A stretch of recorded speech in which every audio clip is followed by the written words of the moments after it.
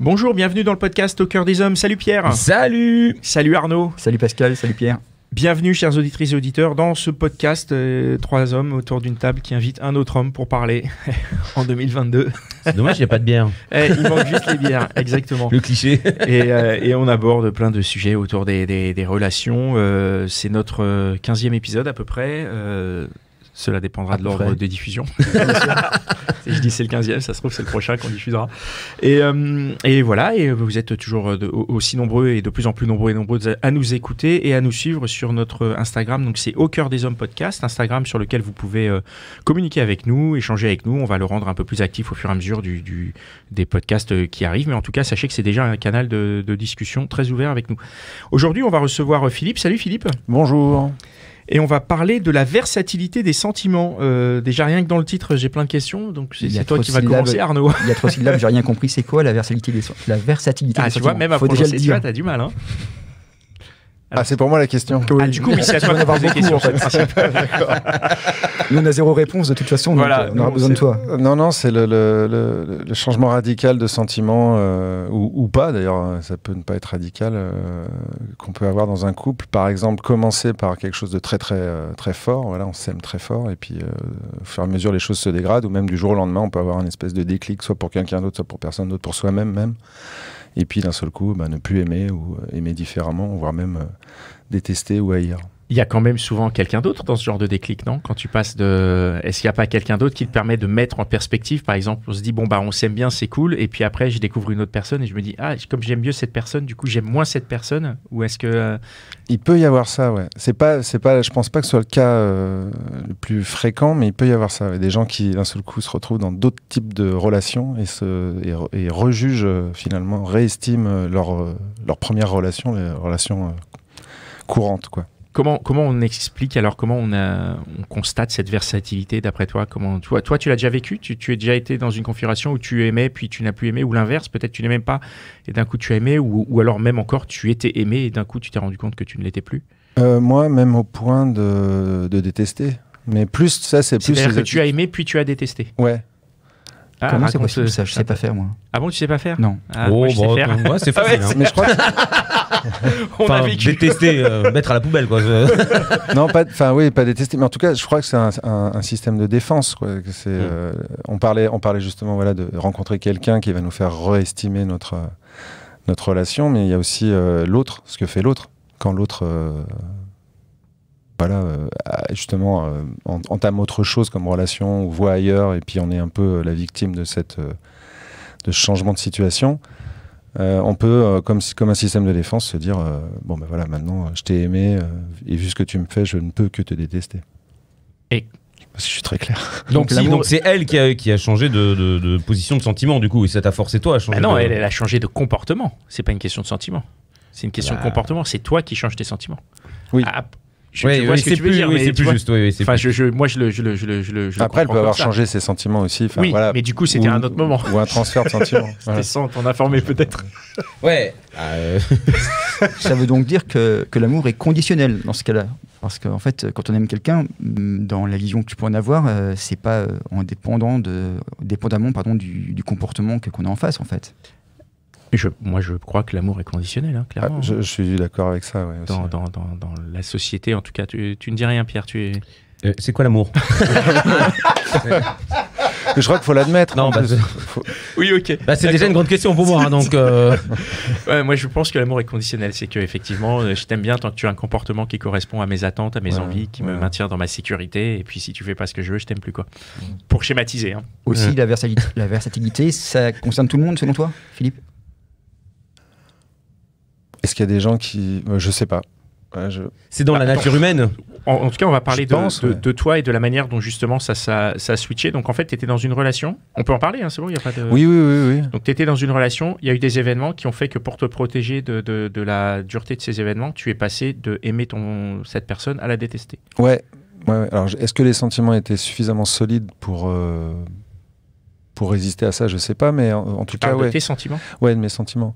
Mais oui, ça m'est arrivé. C'est-à-dire d'être dans une relation en se disant c'est super cool, tout va bien, et puis d'un seul coup découvrir un autre personnage, et puis se dire en fait, je vais vraiment tout arrêter et puis me protéger en essayant de pas rester dans ce sentiment amoureux.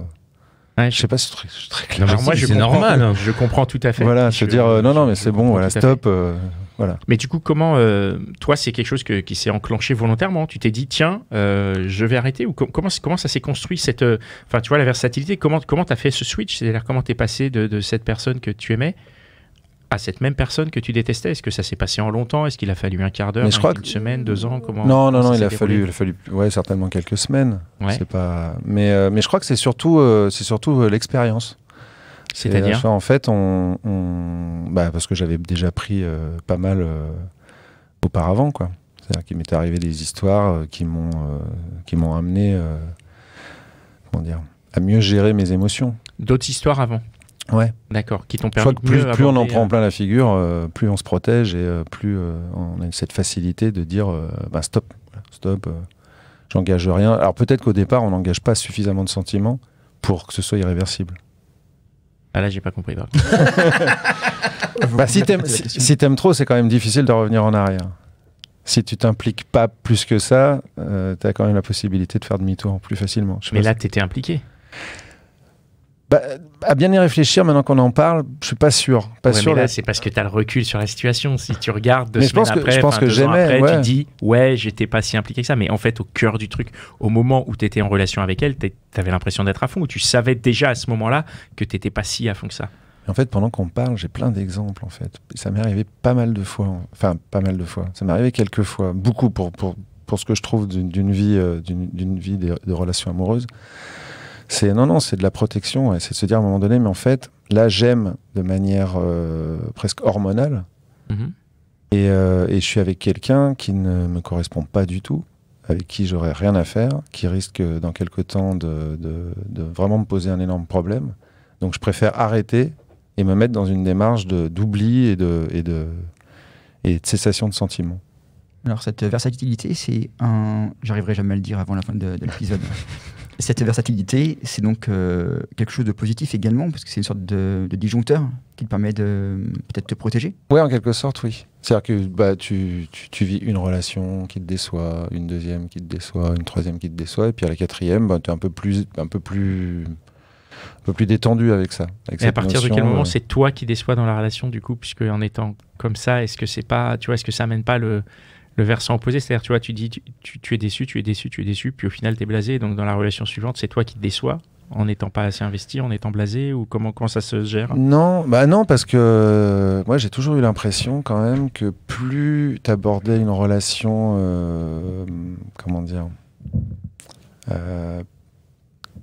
quand t'es pas trop à fond dans une relation, ça permet aussi à l'autre de respirer un peu et d'être plus facilement... surtout que les filles sont un peu comme ça. Je veux dire, quand on aime trop une fille, ça les fait fuir. On est d'accord. Je sais pas si ça vous est tous arrivé. Alors, si tu arrives avec tes gros sabots, on n'a pas le droit de parler de filles, c'est ça? Non, c'est comme si il y a un petit côté généralité qu'on évite, mais non. Ce qui m'interpelle dans ce que tu dis, c'est que je pense au contraire que si t'es pas à fond, tu bloques l'autre personne, parce que l'autre personne, elle va se dire putain, il est pas à fond, quoi. Mais je crois qu'il y a une zone, dans laquelle il faut être. Alors moi, j'ai pas vécu la même vie que toi. Et quand tu es trop à fond, parfois, ce sont les personnes qui te bloquent. Oui, mais on parle d'émotion, on parle pas d'action. Mais après, quand tu es à fond au niveau des émotions. Tu les traduis, non ? Les actions, si tu as trop d'émotions et que tu es quelqu'un de fragile, tu peux faire des actions qui sont déplaisantes et qui font très peur. Alors, et là, le blanc. Ça, c'est être à fond aussi, parce que du coup, on n'a peut-être pas le même sens d'être à fond. En tout cas, le ne pas être à fond, ça veut dire quoi, ne pas être à fond ? En plus, c'est pas très beau de ne pas être à fond. Mais voilà, c'est ça. Ouais, moi, la vision que j'en ai, c'est que si t'es pas à fond, la meuf en face, elle va pas s'investir parce qu'elle va se dire, il est pas à fond. Donc après, effectivement, t'as des cas de config où elle va se dire au contraire, bon, il est pas à fond, alors je vais en faire encore plus. Comme ça, il finira par être à fond. Donc ça, c'est effectivement, ça arrive, mais tu as aussi le côté, puisqu'il n'est pas à fond, moi non plus, je ne vais pas être à fond, et puis au final, la relation s'étiole et se termine dans un espèce de... Tu vois. J'ai l'impression qu'il faut essayer de rester dans une certaine zone, entre j'achète une rose de temps en temps et il y a un énorme bouquet tous les soirs devant la porte, quoi. Je ne sais pas si je suis très clair. Oui, très et en gros, s'il n'y a pas effectivement assez de démonstration, ça peut poser problème, mais s'il y en a trop, on est dans l'excès et ça peut aussi poser problème à l'autre. Enfin, je sais pas si ça vous est arrivé d'avoir quelqu'un qui est trop à fond, et puis ça nous crée un sentiment de c'est acquis, en fait, finalement ça nous intéresse moins. C'est un peu le fuis-moi je te suis, moi je te fuis. Ouais. Truc d'adolescent un peu débile, mais qu'on vit, qui est valable toute la vie. Qui ne s'arrête jamais, en fait. C'est ça. Voilà. Mais du coup, c'est cette versatilité de l'autre aussi qui t'a transformé en quelqu'un qui se protège au niveau des sentiments? Ouais, parce que y a ça aussi. On peut être comment dire, victime un peu de ça. Quelqu'un qui, de prime abord, a l'air d'être très attaché, et puis qui du jour au lendemain l'est plus. On ne sait pas pourquoi. Donc il y a une part de mensonge. Mais là, je suis à 2 doigts de la généralité. Donc on le dit après. On en a non, mais parce que bon, c'est vrai que c'est un truc, la versatilité, qui est propre à certains types d'individus. Alors, d'arriver, d'être là, de se dire c'est génial. En fait, parce que très souvent dans la relation amoureuse, c'est pas qu'on aime l'autre, c'est qu'on aime une situation qui nous convient. On aime d'un seul coup un espèce de décor qui est posé, des comportements, ce genre de choses, et on aime un peu pour soi. Et quand on se rend compte en face que finalement on n'a pas vraiment ce qu'on veut, ou que la personne, une fois que les barrières sont un peu tombées, c'est quelqu'un d'autre, on peut d'un seul coup se détourner de ça. Moi par exemple, je suis musicien, et quand il m'est arrivé d'être en début de relation avec des filles, et là c'est l'imagination, le fantasme du musicien, voilà, l'impression, voilà, peut-être l'impression que je suis une star internationale, que voilà, je suis en tournée en permanence, c'est génial, qu'on va rencontrer plein de gens connus, etc. Alors que non, pas du tout, je suis un petit musicien qui fait des petits trucs à gauche, à droite, voilà, qui s'en sort comme il peut. Et d'un seul coup, on peut avoir une espèce de baisse de régime, genre, ah ouais, en fait, voilà. Et on peut avoir quelqu'un qui est à fond. Et la réalité de voilà, l'intermittent. mais c'est pareil, je pense, pour plein de gens. Voilà, c'est ça. C'est un peu ces mèmes qu'on voit sur Internet. Mon métier est vu par ma mère, mon métier est vu par mes potes. Bon, et ce que je fais vraiment. Voilà. Mais c'est que l'amour, c'est qu'il n'y a pas vraiment de l'amour, alors. Mais on parlait d'amour conditionnel. Il est conditionné. Oui. En fait, il y a de l'amour si t'es musicien pour Kanye West. Voilà. Tu vois, si tu joues au Gambetta, c'est pas le même.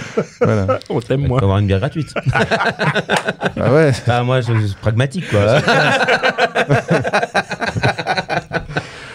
Bon, tu rentres en bus et pas en limousine, quoi. Ouais. Ça permet de rencontrer d'autres gens. Voilà.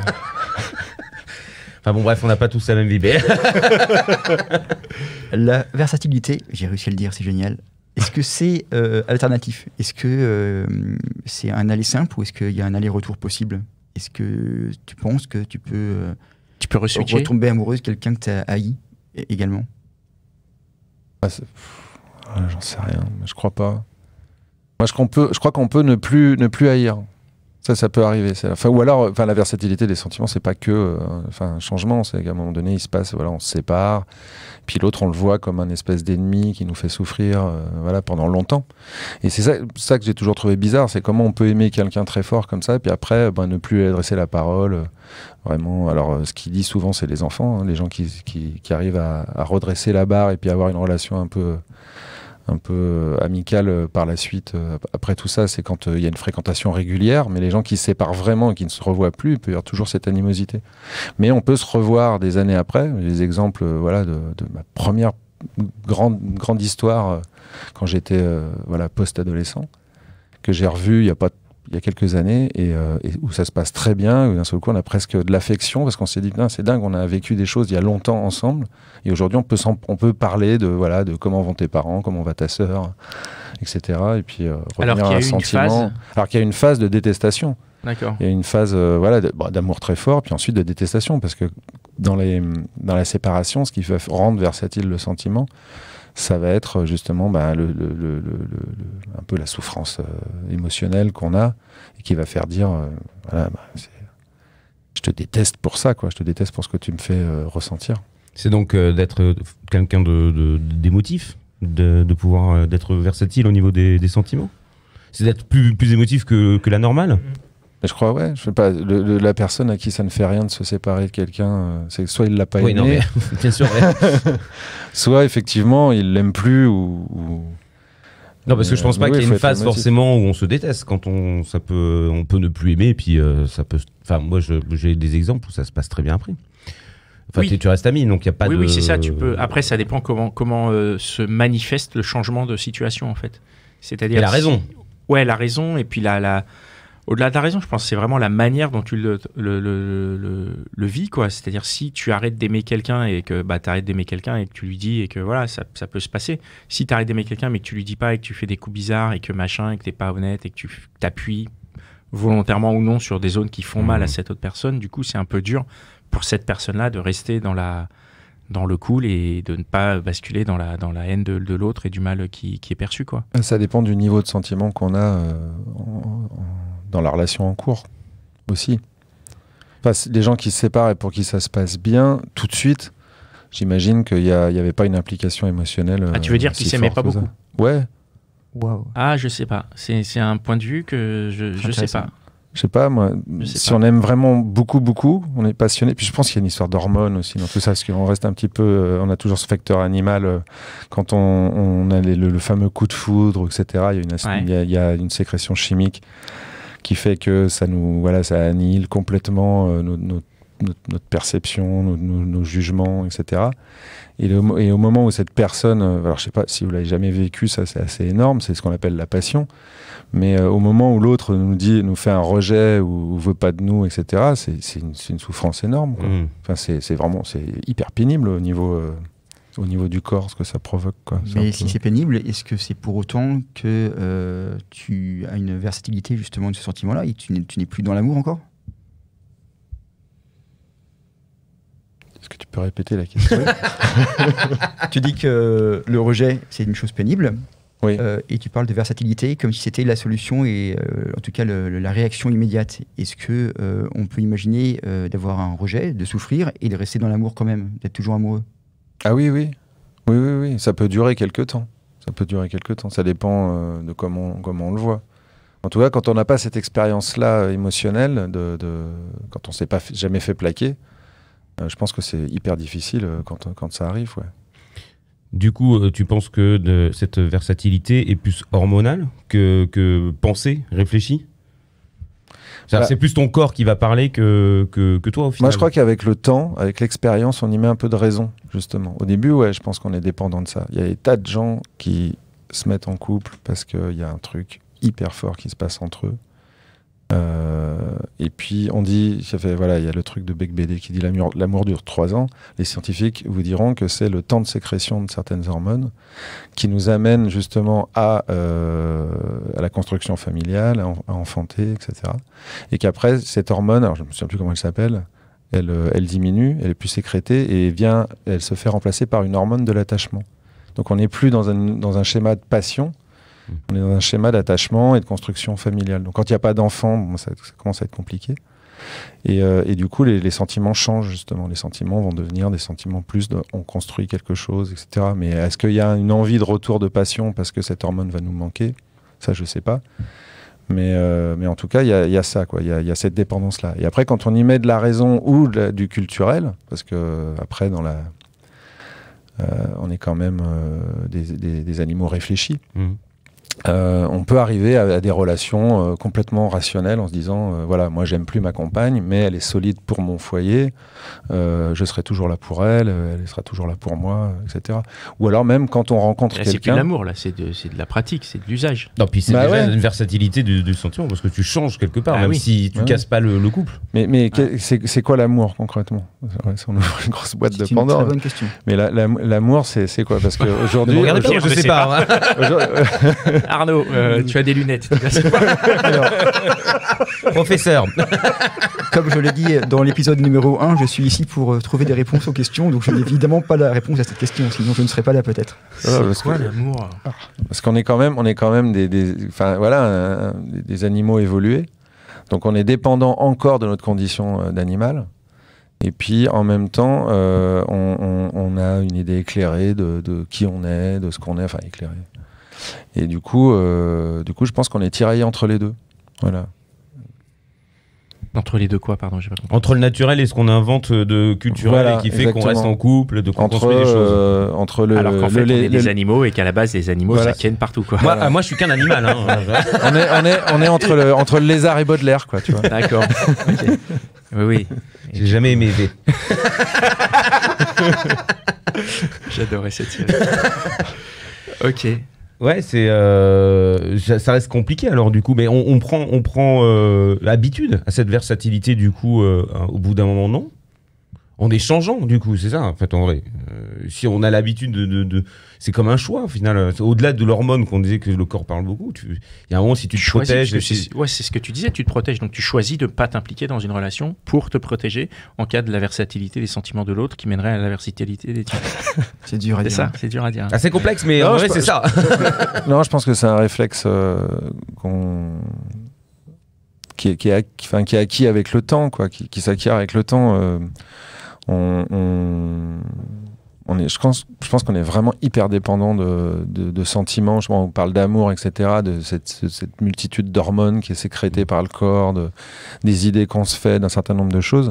Et c'est avec le temps que ça vient. C'est avec le temps, c'est avec l'expérience. Moi, je vois des gens qui ont passé 20 ans en couple, qui se sont rencontrés très jeunes, qui ont passé 20 ans en couple. Quand ils se séparent, on a l'impression d'une crise d'adolescent. Et qu'ils ont énormément de mal à gérer, et puis d'autres qui ont passé 20 ans tout seuls et qui finissent par être en couple assez tard, qui ont le même genre d'expérience et qui le vivent complètement différemment. Ou des couples même qui restent longtemps ensemble, puis après, le temps de se séparer, ils vivent encore ensemble, et ils restent dans le même appartement, la même maison pendant plusieurs mois, qui d'un seul coup font le travail de se dire comme c'est fini, on va pas se faire la guerre, on va travailler pour justement annihiler un peu les sentiments qui sont des sentiments irrationnels de je t'aime, je traverserai Paris à 3h du matin pour toi. Parce que l'extrême, si on pousse à l'extrême de la versatilité de ces sentiments, c'est ce qui nous mène à des affaires comme Jonathan Daval ou des trucs comme ça. Ouais. C'est ça en fait, c'est-à-dire qu'il y a ce switch qui fait que le sentiment d'amour ou on sait pas, en tout cas il switch et il finit par tuer sa compagne. Là on est carrément dans l'excès. C'est le basculement. Mais dans l'excès. Mais du coup ça, tu vois, est-ce que ça... Non, mais c'est intéressant parce qu'on part pas dans quelque chose de. Je pense que c'est au contraire, c'est un excès. C'est pas du négatif, c'est un excès du positif. C'est-à-dire qu'en fait, je pense. C'est-à-dire. Je sais pas. Il devait être. Parce qu'à un moment donné, l'amour, il y a une notion de possession aussi. Enfin, quand on aime vraiment beaucoup. On croit qu'on possède. On croit qu'on n'a pas envie que l'autre nous échappe, quoi. Il y a un truc de. C'est vraiment de l'amour, ça. C'est chelou, moi je trouve. Moi, depuis le début de cette discussion, j'ai l'impression qu'il y a un interrupteur et je trouve ça hyper malsain. Il y a un truc qui me semble malsain quelque part. J'ai peur, en tout cas, c'est quelque chose qui me fait peur. Parce que moi, parce qu'on peut mélanger. Qu'est-ce qui fait peur exactement ? Non, mais la versatilité, parce que moi, je mélange un peu avec tous les épisodes qu'on a pu faire. Ouais. J'entends par là du ghosting, j'entends par là de transformer une relation en quelque chose qui se passe mal. Enfin, il y a plein de choses. Je ne saisis pas exactement à quel moment, justement, cette versatilité. Elle se met en place et je comprends tout ce que tu as dit. Mais je crois qu'on le choisit pas. C'est-à-dire que cet interrupteur, c'est un petit lutin à l'intérieur de nous qui l'active. Il fait passer de amour à haine. Ouais. Et même quand tu. Du coup, il a raison, ça fait peur. Oui. Alors c'est pas haine, je crois que c'est un peu, amour pas amour, voilà. Ouais, amour pas amour ou amour parce qu'en fait, quand on parle de versatilité, il y a des tas de degrés. C'est pas, je pense pas que justement ce soit un simple interrupteur qui fait 0,1. C'est un variateur en fait. C'est un variateur, c'est ça. Donc le lutin, il est là. Il fait tourner le truc, le lutin. Alors le potard. Je vais vraiment t'énerver, puis après je vais vraiment te calmer. Hein. Et chez Jonathan Laval, il était à 11, quoi, le potard. Ouais. Ok. Alors, justement, est-ce qu'on le voit venir, le lutin ? Est-ce qu'on voit venir la versatilité des sentiments, justement ? Je crois qu'avec l'expérience, oui. C'est-à-dire, si vraiment... Moi, ma vie, ça a été un enchaînement de déceptions sentimentales. À la fin, j'ai réussi à gérer des trucs. J'ai pu être hyper amoureux et me dire à la fin de la relation, non, j'ai rien à foutre avec cette personne. On ira nulle part. Et d'arriver vraiment d'avoir une espèce de souffrance. Parce qu'il y a toujours... à côté de ça, il y a le sentiment d'échec aussi. Mais qui est lié encore à autre chose. Mais arriver à se dire, c'est terminé. Cette personne sort de mon champ de vision. Et puis voilà. Alors, je vais reformuler. Est-ce que également tu as moyen de voir venir la versatilité de l'autre, la personne qui est en face de toi, justement? Parce qu'on entend souvent des histoires où, en fait, l'autre n'aime plus et c'est une surprise, on découvre ça un peu du jour au lendemain, alors qu'en fait, il y a des indices, il y a des red flags. Toute ressemblance avec des histoires ayant été glissées sur un pur hasard, évidemment. Je vois ceux qui se marrent en regardant. Voilà. Je sais pas, si tu fais plus l'amour depuis 6 mois, il y a peut-être une question à se poser. Si quoi, pardon? Si tu fais plus l'amour depuis 6 mois. Ça se mesure comme ça? 6 mois? Et si on se pose des questions? 6 mois, c'est j'osais pas dire avant, mais si tu fais pas l'amour, c'est déjà au bout de 2 jours, il se passe plus rien. Suspect, voilà, c'est ça, oui, d'accord, merci. Toutes les 2 heures. Enfin, sans raison valable. J'ai essayé de faire quelque chose de. Tu vois, j'ai dit, bon, 6 mois, c'est peut-être trop. 6 mois quand même, c'est exagéré, quoi. Non, mais c'est vrai qu'on peut se poser déjà des questions au bout de 15 jours. On va dire 15 jours, ça va? 15 jours, je sais pas, chacun ça son dépend, curseur. Ça dépend du boulot. Non, ou 5 jours, je sais pas. Non, oui, je pense qu'il y a des indices, ouais. On le sent quand même. Quand quelqu'un est plus dans le même délire. Et ça se manifeste par des attitudes de toute façon qui sont changeantes aussi. Oui. Mais qu'est-ce qu'on peut faire? Après, je pense que les attitudes, c'est plus difficile à voir qu'un truc concret, comme effectivement pas baiser pendant X temps quand t'es en couple. Tu te dis. Non, parce qu'après, il y a un certain nombre de jours, t'essayes, tu te dis alors attends, c'était quand la dernière fois? Ah ouais, ça fait longtemps. Non, mais après, il y a d'autres facteurs. Il y a la fatigue, le boulot. Bah ouais. Oui, non, mais justement, machin, je pense qu'il y a ces facteurs-là. Mais je pense que si. Du coup, faut en parler.